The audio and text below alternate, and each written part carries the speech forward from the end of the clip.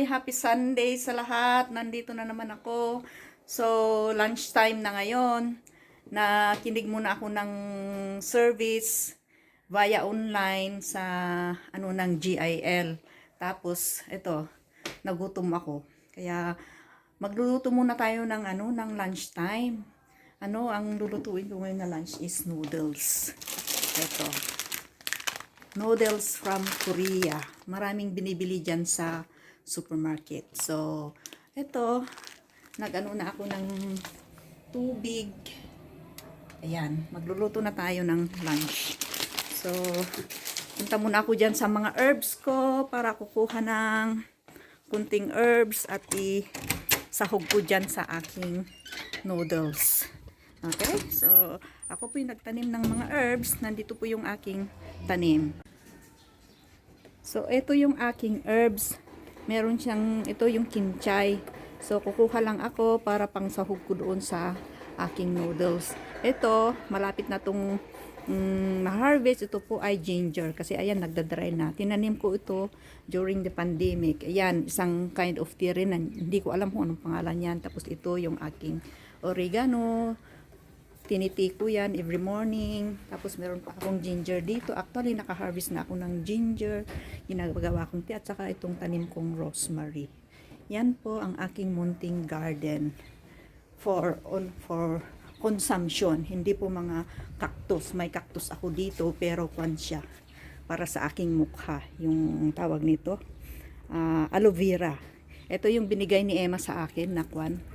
O Emma, itong tanim mo ito na. Ayan yung cymbidium. So we will see kung kailan ito mamumunga. Okay? Ayan, boil muna yung noodles.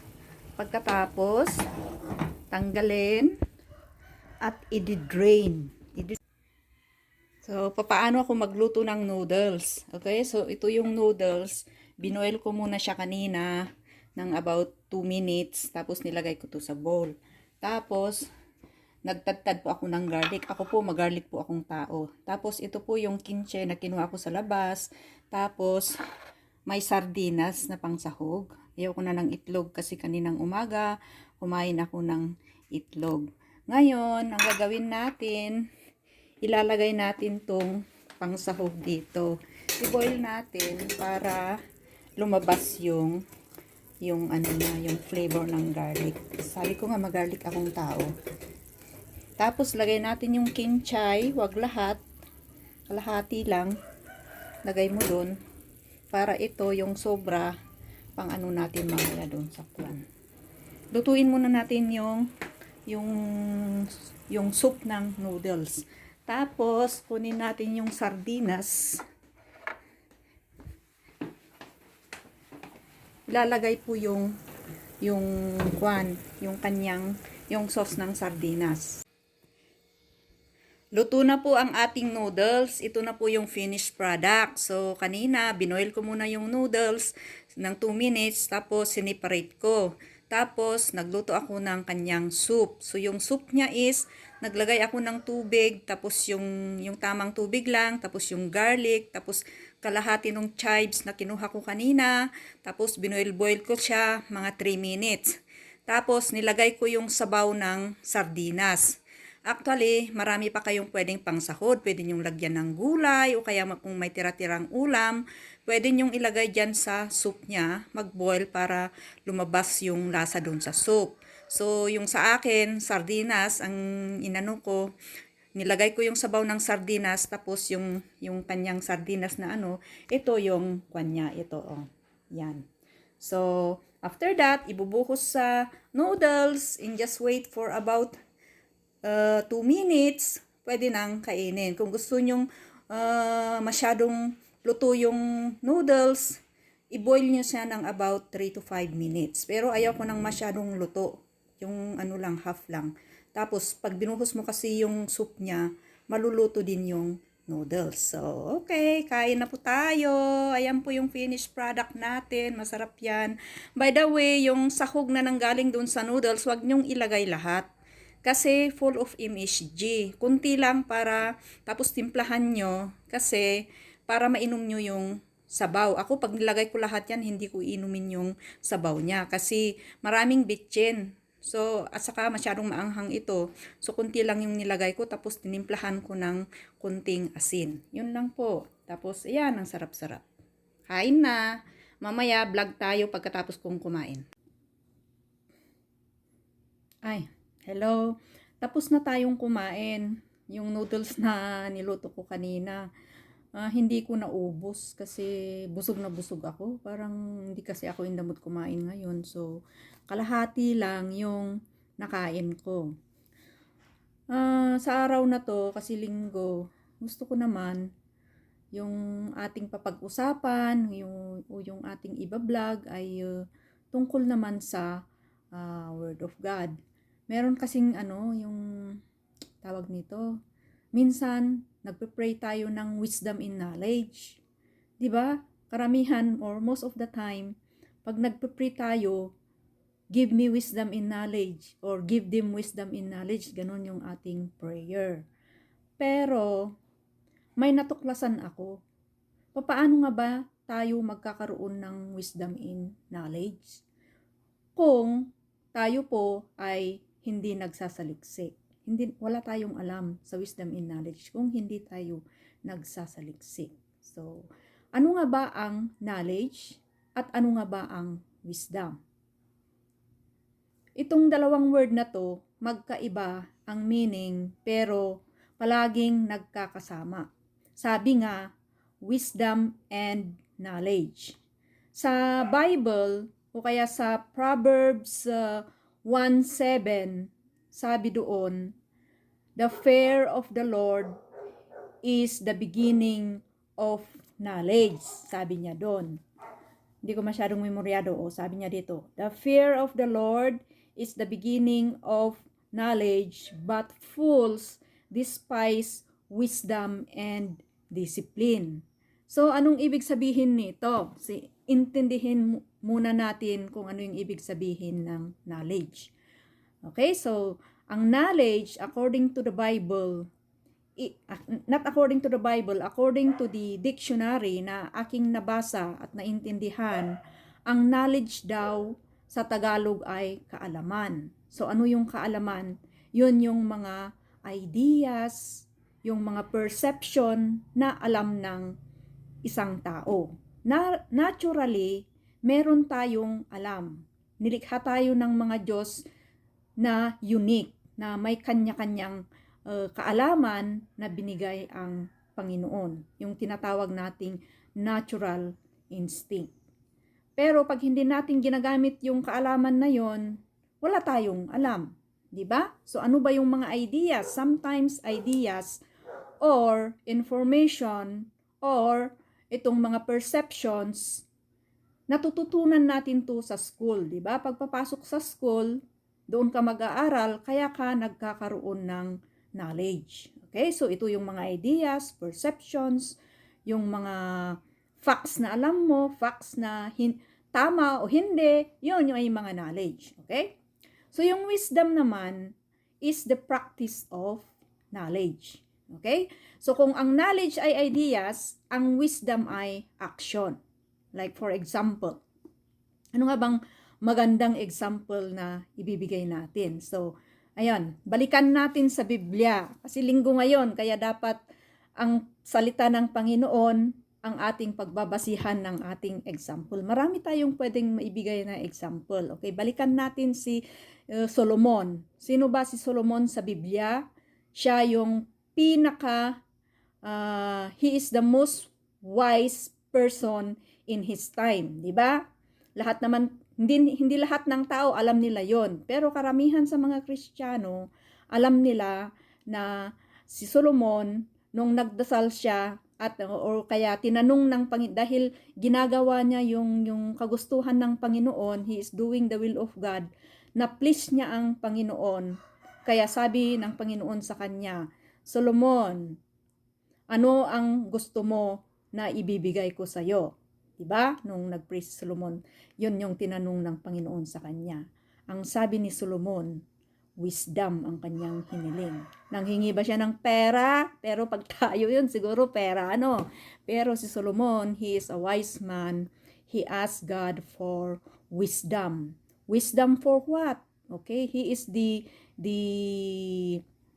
siya yung leader noon, ang pinaka-leader noon doon sa kanyang doon sa Israel noon during his time. He is the king.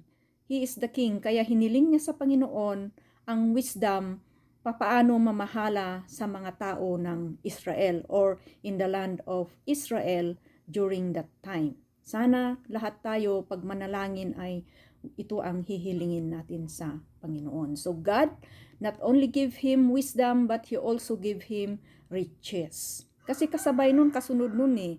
Pag kasi inuuna natin yung kayamanan, alam na ng Panginoon kung ano yung motibo natin. That's why sa mga prayers natin, may mga prayers na God will answer, there are prayers na God will say no, there are prayers na God will say wait until He will see the right motive in our heart.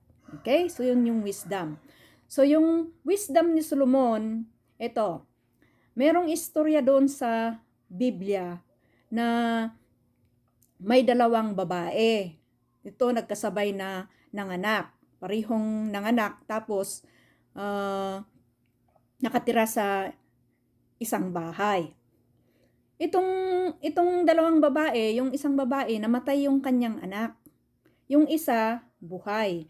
Tapos nung gabi, nung natutulog sila, itong namatayan ng anak, kinuha niya yung anak niya, pinalit doon sa anak ng kasama niya sa bahay na buhay ang anak. So nung nagising yung nanay, nung buhay ang anak niya, nakita niya yung bata na katabi niya ay patay. Nung tiningnan niya yung bata, sabi niya, ay hindi ito ang anak ko. So pinuntahan niya yung babae na kasama niya, sabi niya, bakit mo pinalit yung anak mo sa anak ko? Hindi ito ang anak ko. Ang anak ko ay yung buhay, ang anak mo ay itong patay. Itong namang babae na kumuha dun sa anak ng buhay na patay ang anak, nagmamatigas na sabi niya, anak niya yon. So walang umaamin ng katotohanan, hindi niya inaamin yung katotohanan, pinaglalaban yung kanilang kwan na anak nila yung hawak nilang mga bata. So ang ginawa, pumunta sila doon, dinala sila doon kay Solomon. So ang knowledge ni Solomon, alam ko may knowledge si Solomon, na yung knowledge niya, alam niya sa kanyang instinct o kaya in his natural instinct na ang nanay gagawin ang lahat para sa anak. So anong sabi niya doon sa dalawang babae na nagdala ng patay at saka buhay na anak doon sa harap niya? Sabi ni Solomon sa kanyang mga alagad, you bring me a sword. Sabi niya ng ganon. Tapos nandun yung dalawa, dinala yung batang patay doon sa harap niya. Okay. Sabi niya doon sa dalawang nanay, para masolve yung problema niyong dalawa, bigay niyo sa akin ang batang patay. So, kinuha niya yung sword. Sabi niya, hahatiin ko ang batang ito.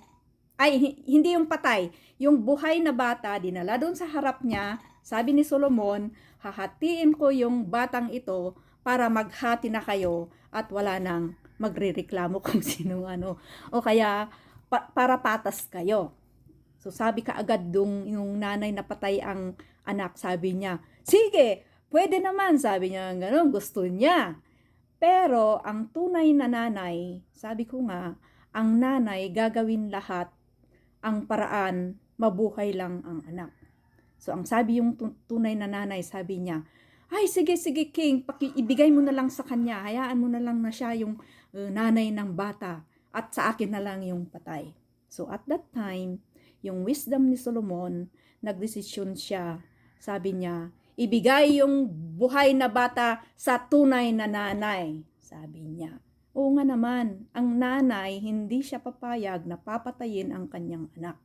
So, yun po yung application ng wisdom. Marami pang application. So, ang wisdom, it is the application of our knowledge. Okay? Ano yung knowledge? The perception or the fact that we know or the ideas that we have or the natural instinct that we have. God has given us a natural instinct.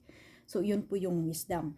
Lahat tayo may knowledge and wisdom. Kaya lang, pag ginawa natin yung wisdom sa kalukuhan, magiging foolish tayo. Kaya pala, maraming mga magagaling dyan na they are stupid and they are foolish. Why? Because they are not doing the right thing to apply wisdom on the knowledge that they know. Okay? Between good and evil. If you apply your wisdom sa good, God will bless you. But if you apply your wisdom sa evil, God will curse you. Maybe hindi ngayon or hindi bukas, but in the future. Yun po, yun. Okay? Yung sabi dito, but fools despise wisdom and discipline.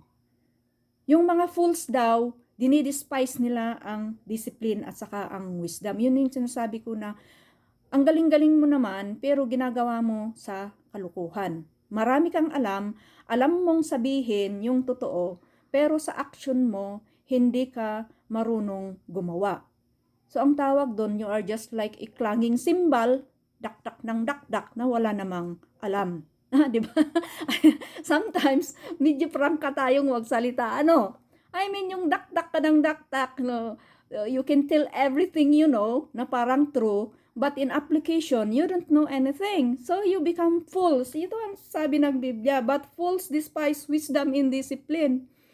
Kaya, wisdom, if you do good, you are wise. If you do bad, what will you call you? You are fool or stupid. Yun ang ano. So, it's just a matter of having the right judgment or applying the knowledge in good ways. According to dictionary, sabi dito, sinulat ko na lang para madali kong basahin.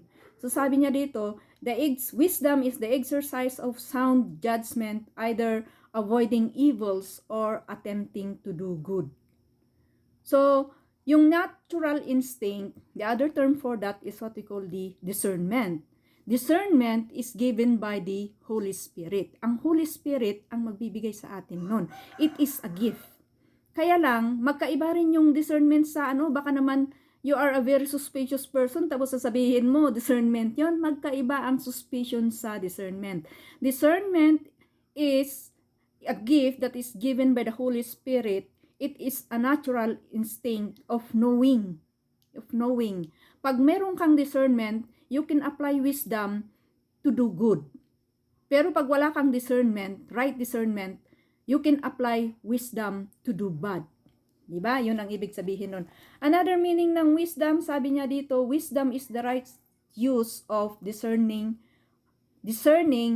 or right judgment. Judgment is the way you look at it. Okay? So, yun po ang knowledge and wisdom. So, how are we going to acquire knowledge and wisdom? First, sabi dito, the fear of the Lord. Matakot tayo sa Panginoon. Sometimes, natatakot ba tayo sa Panginoon? I mean, there is a godly fear na kung nag-iisa ka, alam mo na may nakatingin sa'yo, kung gusto mong gawin yung masama, nai-stop kasi alam mo nakatingin si Lord. Pero pag wala kang takot sa Panginoon, gagawin mo pa rin. Although alam mo na ang Panginoon, nakikita niya yung iyong ginagawa. Ibig sabihin, hindi ka takot sa Panginoon. Example, sa trabaho. Gagawin mo yung trabaho mo, nakikita man ng boss mo o hindi. Dahil alam mo na may Diyos na hindi mo makita in your naked eye, pero nakikita niya yung ginagawa mo. Yun po yung isa, you do things in your own na akala mo walang nakatingin. And then later on, magsisinungaling ka. O, diba? Pag gumawa ka ng masama, magsisinungaling ka. Pero, if you have the right judgment or wisdom, hindi mo gagawin yon. So, ang unang-una is kailangan magkaroon tayo ng fear of the Lord, yung takot sa Panginoon. Kailangan matakot tayo sa Panginoon. Always remember that God sees everything and He is everywhere. He is omnipresent, omniscient, and omnipotent. We cannot fathom the wisdom of God. Pero little by little, maiintindihan natin kung ano ang wisdom ng Panginoon. So that in everything we do, we will succeed. Kagaya nung itong sabi ko nga minsan, sabi ko, magbablog ako. So every day, I have to make a content, topic, wherein kailangan maganda yung topic. Minsan, hindi lahat ng vloggers nakakapag-isip ng magandang topic. Ang galing nga naman nilang gumawa ng mga tawag nito, yung istorya ng vlog nila, pero ang content naman ay pornography. I mean it's not in line with the values or the tawag nito, anong tawag doon? Basta yung mga values, it's not in line. Ito naman ang gustong-gusto ng mga tao. However, let's remember that someday somehow, ayoko naman ha, ewan ko sa inyo kung naniniwala kayo, pero pag namatay ang isang tao, dalawa lang ang pupuntahan nito. Either doon or either doon. So kung doon, glory, happiness, joy. Kung doon, sadness, tears, crying, suffering. Ayoko naman na pag mamatay ako, doon ako pupunta. So while we are still alive, kailangan gawin natin yung kagustuhan ng Panginoon sa atin. Because sabi sa Biblia, no one can see the Lord except those who have a clean hands and a pure hearts. Yung walang bahid ng kasamahan ang ginagawa at nagkakaroon sila ng magandang motibo. Yung motive, what is the motive of your heart in doing things sa inyong pang-araw-araw na buhay? Yun po, di ba? Lahat tayo makasalanan, but at least when we sin, we are quick to say, Lord, forgive me sa aking kasalanan. Yun po, hindi po ako pastor, hindi po ako kaya lang in our life now, kailangan din matuto tayo sa maintindihan natin kung bakit tayo nabubuhay. Pasalamat tayo sa Panginoon at binigyan tayo ng buhay para masilayan ang buhay sa mundo bago tayo mamatay. But remember, life after death is eternal. It is forever. So yung fear of the Lord, it is the beginning of wisdom in knowledge and wisdom. Okay? So, yun lang po yung simpleng aking ma-share ngayon. Yung fear of the Lord at saka yung application ng knowledge and wisdom. So, unti-untihin nating intindihin kung ano yung nilalaman ng Biblia. Okay? Sabi ng Bible, I have the Bible in front of me.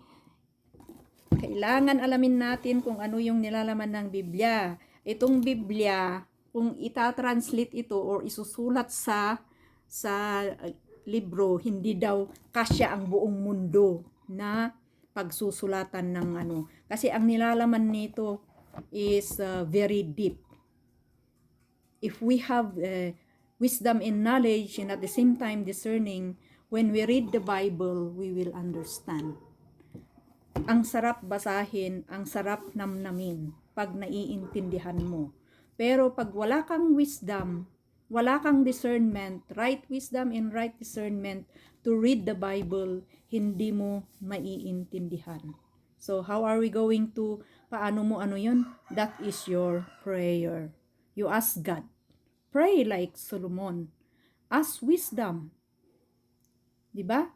Yun ang kailangan natin. So, yan lang po. Hindi ako pastora, pero at least nakapag-share ako ngayon. Hindi ko alam na ito ang isi-share ko ngayon. Basta na lang pumunta sa aking isipan na ano kaya ang isi-share ko ngayon. So, it is the fear of the Lord to have the wisdom in knowledge or the knowledge in wisdom na pwede nating mai-apply sa lahat ng ating ginagawa. So bago ako nag-vlog, sabi ko sa Panginoon, help me to make a good content of my vlog. Para kung magbablog ako, kahit isa man lang o dalawa nakaka-watch dito sa aking vlog, may natutunan sila, na-inspire sila, at na-encourage sila. Yun lang po ang aking motive in vlogging is to help kung papalarin tayo and God will bless us, then we will try to make a vlog that will continue to encourage each one of you. Salamat po. Bukas ulit. Everyday na lang tayo mag-vlog. So, sometimes, pwede nyo akong i-message at bigyan ng topic para yun ang aking i-vlog. You can help me and I can help you at the same time. Salamat po.